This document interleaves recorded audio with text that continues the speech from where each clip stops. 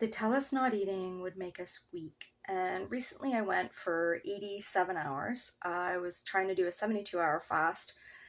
Ended up making myself pretty sick where I couldn't hold down food, so I extended it for a little bit.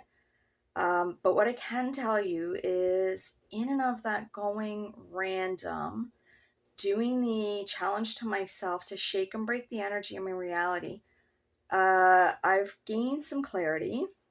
I've gained insight. I've gained back slightly different versions of people around me, and they're happier. My reality is happier. And it's really hard to put this kind of craziness into words sometimes until you're experiencing it. Now, I love experiments. I do them all the time to shake up the energy, break up the energy, do something new, uh, disrupt the algorithms of reality, so to speak. Not saying we're in a simulation. To me, it's more of a living hologram. Everything inside of you projected out, mirrored back to you. That's reality, in my opinion. But this fast, I mean, I lost 13 pounds in 3 days or 3.5 days, which was just wild to begin with. And I hit a point where my body went into severe detox, flu-like symptoms. So I was not feeling good at all. Like day 1 and 2 were fine, fabulous, no problem. I probably should have done some more research before I just jumped in, but sometimes you just gotta jump in. And around, I want to say 65-hour mark, my body went into like a severe detox, flu symptoms.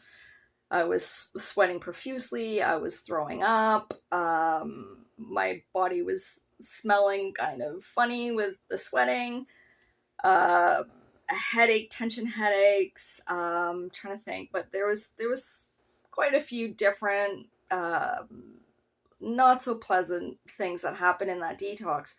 But what I can say is, a couple days later, as I was resting and coming out of everything, and I'm still not quite 100% in the energy. Yeah, I'd say I'm probably close to about 90 now. And it took me 3 days of solid sleeping, pretty much from about hour 62-ish, right through until I'd broken the fast, and the day following that, almost sleeping around the clock. It was pretty intense. However, my eyesight is better. Literally, eyesight is cleared and improved. I had a tiny little sty or bubble here. It has disappeared. Yes, some of the weight has been come back. Obviously, there was a lot of water weight that was lost. So I think I'm still down between 6 and 8 pounds, which when you do the math, I'm a week and a half or a week since I ended the fast. That's pretty interesting that that can happen in 3 days. But like the most miraculous is seeing, holy, the versions of the people around me. There's just so much more joy and ease and lightness.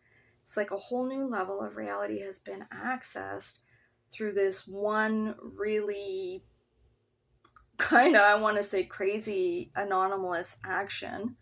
And if you're not familiar with anomalous action, that is a term Vadim Zeland, who wrote the reality transurfing books, kind of coined. And it's going random to wake and shake the energy, or taking like a step towards a different identity.